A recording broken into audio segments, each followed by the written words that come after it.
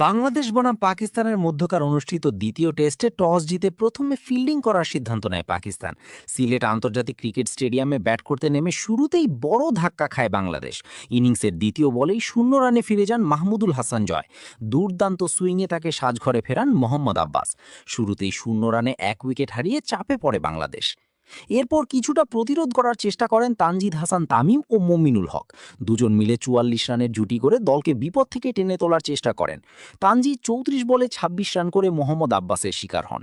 অন্যদিকে মমিনুল 41 বলে 22 রান করে আউট হন খুররাম শাহজাদের বলে।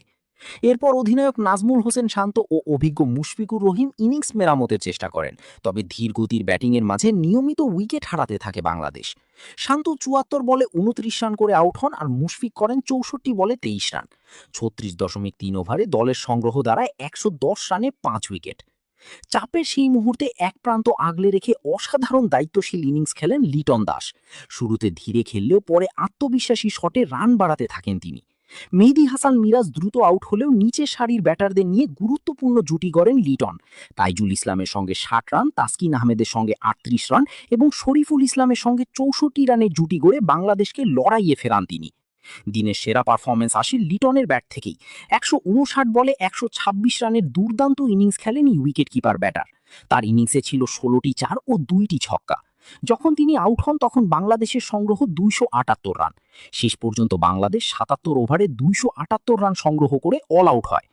পাকিস্তানের হয়ে সবচেয়ে সফল বোলার ছিলেন খুররাম শাহজাদ। তিনি 17 ওভারে 81 রান দিয়ে নেন 4 উইকেট। এছাড়া মোহাম্মদ আব্বাস 3 উইকেট শিকার করেন। হাসান আলী 2টি এবং সাজিদ খান 1টি করে উইকেট পান। দিনের শেষ ভাগে ব্যাট করতে নেমে সতর্ক শুরু করে পাকিস্তান। কোনো উইকেট না হারিয়ে 6 ওভারে 21 রান সংগ্রহ করেছে সফরকারীরা। আজান আওয়াইশ 20 বলে 13 রান এবং আবদুল্লাহ ফজল 16 বলে 8 রান নিয়ে অপরাজিত আছেন। প্রথম দিনের খেলা শেষে পাকিস্তানের সংগ্রহ কোনো উইকেট না হারিয়ে 21 রান। এখনও বাংলাদেশের প্রথম ইনিংস থেকে 257 রানে পিছিয়ে রয়েছে পাকিস্তান।